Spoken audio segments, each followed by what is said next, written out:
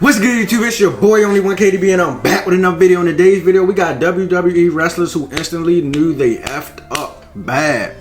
Now we about to get to the video. If you're new to the channel, make sure you like, share, and subscribe. Smash that notification bell and smash that like button. If you smash that like button, it helps me get into the algorithm and it helps my channel to grow. Y'all want me to grow? Please smash the like button while you at it. You might as well, bro. You right there. Just scroll down, hit that like button right there, like I just did. And yeah, there you go. But we about to get to the video. No more talking. Let's get it. Shout out to WrestleMania. Let's do it. There are certain mistakes wrestlers make during a match or segment that can cost them dearly. These mistakes can either lead to behind-the-scenes tension, WWE management losing faith in that specific wrestler, or even from time to time, the wrestler facing a violent backlash. Join us now as WrestleMania looks at 10 moments WWE wrestlers knew just effed up. Be sure to subscribe and hit that notification bell for daily wrestling videos. Hey, before we start this video, internet, don't start trolling me, because you want... My internet don't be messing up. It only choose to messes up when I start recording. That's it. Like, I don't know what be... But let's get to it, man. Don't troll me today. Braun Strowman stiffing Brock Lesnar. Brock Lesnar is considered by many to be one of the toughest and most legitimate wrestlers of all time. Therefore, it's never a good idea to be stiff with Lesnar in the ring, and Braun Strowman found this out the hard way in 2018. Strowman took on Lesnar and Kane in a triple threat match at the Royal Rumble event, and during the match, Strowman got carried away and delivered a stiff knee to Lesnar. Lesnar directly informed Strowman to slow the F down, and then he proceeded to legitimately punch Strowman right in the head. The punch looked brutal, and Strowman evidently got the message, as he and Lesnar never had an issue ever again. Strowman offered some fascinating... Bro, he really hit you? I mean, did you knee him by mistake, Braun Strowman, or you meant to do that? Now, me personally, I'm pretty sure it's been an instance in a WWE ring where somebody done hit somebody for real. Do they supposed to take it serious or not? Like, I don't know, like... Do all the moves fake, or some of them be real?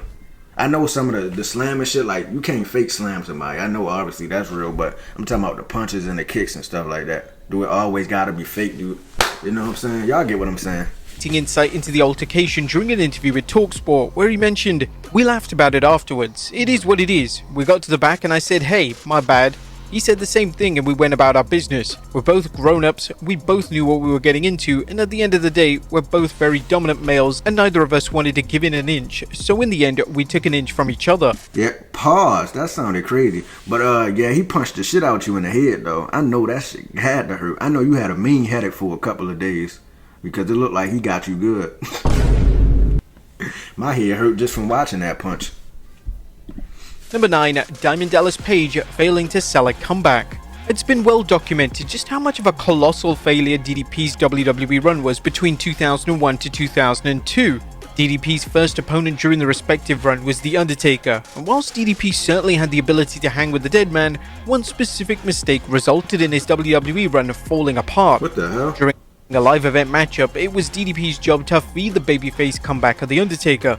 This is the spot which sees the babyface deliver numerous moves in a row, and the heel then takes several back bumps in quick succession. It's unknown why he failed to feed the comeback, yet due to The Undertaker's standing in the company as a locker room leader, DDP was never looked at as a major player again. Shortly after this incident, DDP would be booked to lose to The Undertaker's wife Sarah on Raw, and after the feud had concluded, he would be moved dramatically down the card. Number 8. Paul London smiling awkwardly. Whilst the on-screen death of Mr. McMahon was supposed to be a serious storyline, one wrestler decided to go off script in the funniest way possible. This would be a mistake that would impact his career forever. Leading up to the demise of Mr. McMahon, McMahon would make his way through the backstage area and walk past virtually the entire Raw roster. There was a scripted direction for the WWE talent to show no emotion. However, Paul London decided not to follow this direction, and when McMahon walked past London backstage, he proceeded to deliver the goofiest grin ever. Oh, you been messed up. You already know you about to get fired. But that's messed up. You get fired off for one mistake like that. I mean, I guess it's a big mistake. Well, I don't know if it shouldn't have been that big of a mistake, but some people take shit like that serious, I guess. Well, a lot serious. That London wasn't immediately released following the incident, yet it did alter his standing in the company, and McMahon and his closest confidants never looked at him in the same way again. Number 7. Wade Barrett and Dolph Ziggler breaking Mark Henry's pod. The 2015 Elimination Chamber match for the Intercontinental title is considered to be one of the worst chamber matches of all time, and a part of the reason for this is that a strong portion of the match was improvised due to a mistake. There was a scripted spot which saw Wade Barrett throw Dolph Ziggler into the chamber pod, however both men put too much force into the spot, and this mistake resulted in Mark Henry's pod breaking. This created an awkward moment as Henry was now free to enter the match, yet he wasn't scripted to enter at that exact moment, so everything just fell apart. Speaking on Busted Open Radio, Ziggler discussed the dreaded mistake, and this is what the former world champion had to say. I think Wade Barrett threw me into Mark Henry's pod at the Elimination Chamber, and I went, and it exploded the door, and Mark is standing there, and and he is not supposed to come out for 3 more people. And I'm laying there with like broken plastic on the ground, and I just hear the crowds come up and just start rumbling for Mark.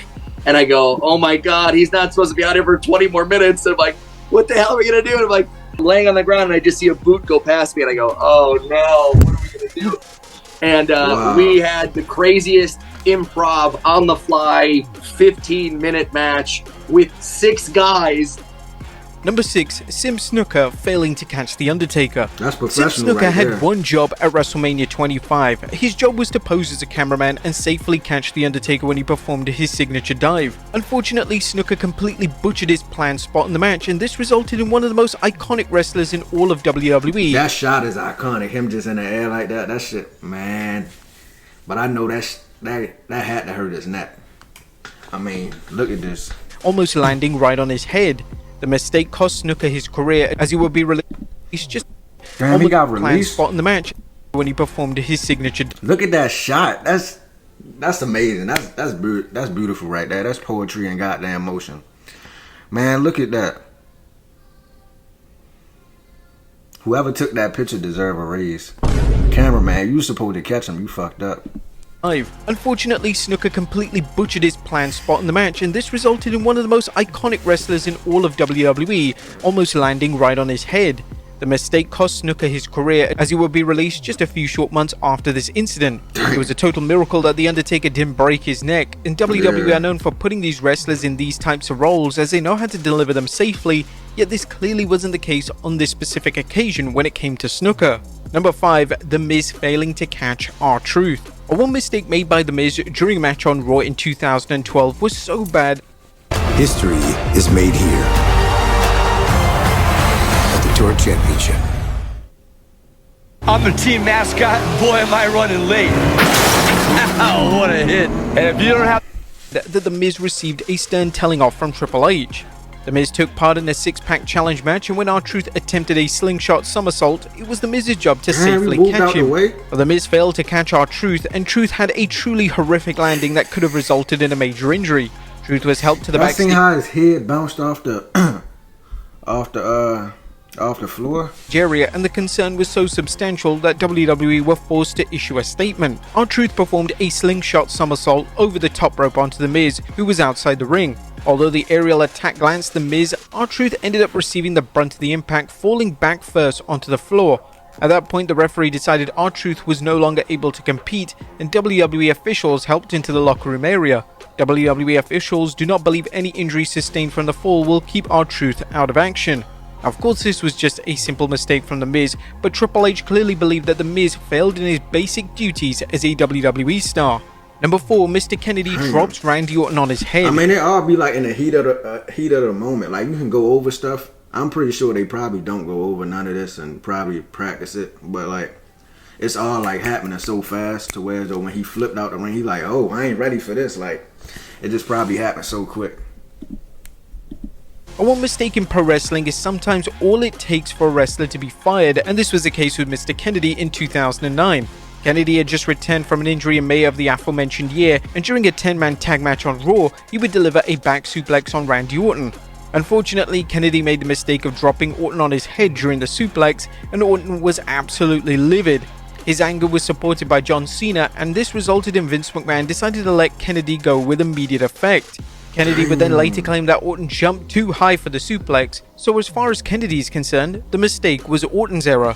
Now, Kennedy had all the tools to be a future world champion in WWE, yet even his potential and his popularity wasn't strong enough to stop one simple mistake costing him his entire WWE career. I mean, Randy do Number got 3, pulled, Big so. Cass, the beatdown. In 2018, one of the names that Vince McMahon was high on was Big Cass. Cass would embark in a feud with Daniel Bryan, and this feud was designed to elevate Cass and ultimately was intended for Cass to show the world what he was capable of. On the May 1st, 2018 edition of SmackDown, Cass will be involved in a now infamous segment with a mini Daniel Bryan. Cass was supposed to simply hit mini Bryan with a big boot, however Cass made a mistake that cost him dearly. He would go off script and continue the beatdown in a completely unexpected moment. This mistake made McMahon so angry. Why he go crazy like that? You was just supposed to kick him and that's it. He must have some personal beef with my mans or something. Why you just continue to beat him like that? That's crazy. That Cass will be released from the company, and this is what he had to say regarding his firing during an interview with Chris Van Vliet. I remember the day that I was fired. It was a meeting with Vince. Me and him and Mark Carrano were in there for a while and we had a really good conversation. It was more a conversation about the performance was maybe touched up upon for a minute in terms of Big Cass, but that conversation was mostly about William Morrissey. I don't know why the future endeavors wasn't included. I don't look into that, but I thought it was amicable when I left the building that day. Number 2, Vader misses a key spot. Shawn Michaels didn't have the best reputation in 1996, and at the annual SummerSlam event, he decided to let one mistake cost another wrestler a chance at superstardom. On the show, HBK would wrestle Vader for the WWE title, and in a spot in the match, Vader forgot to move out of the way following an elbow drop. This was a simple mistake, and HBK should have simply moved on and not drawn attention to the blunder. In a super unprofessional moment, HBK berated Vader and kicked him right in the face. Following this mistake, Vader's push was immediately cancelled and Vader would cease being considered as main event talent in WWE. And number 1, John Cena forgetting to sell. WrestleMania 23 was main evented by John Cena vs Shawn Michaels for the WWE title. The match is considered to be a classic by many fans, yet HBK wasn't too happy with the quality of the match. It's vital that wrestlers sell in the matches, and when it came to Cena, he seemingly forgot to sell his leg throughout the match. This pivotal mistake angered HBK so much that he refused to shake Cena's hand following the match, and this was reportedly a legitimate shoot. The two would eventually work together multiple times in the future, and they would embark on numerous other classic matches. HBK was a perfectionist, especially during his second WWE run, and it was likely that he thought Cena's lack of selling hindered the match. But there you have it, folks. 10 moments WWE wrestlers. That shit serious. I don't blame him, man. You want to be a perfectionist at this shit so you can be the best. But we about to get out of here. If y'all enjoyed that reaction video, make sure y'all like, share, and subscribe. Smash that notification bell and smash that like button for your boy. Please, I'm trying to get in the algorithm. But we about to get out of here, man. Hope y'all boys enjoy the rest of y'all day. My birthday is tomorrow, guys. I'm turning 16. I'm turning 22, man. I'm getting old. But we about to get out of here. Make sure y'all like, share, and subscribe. And I'm out of here.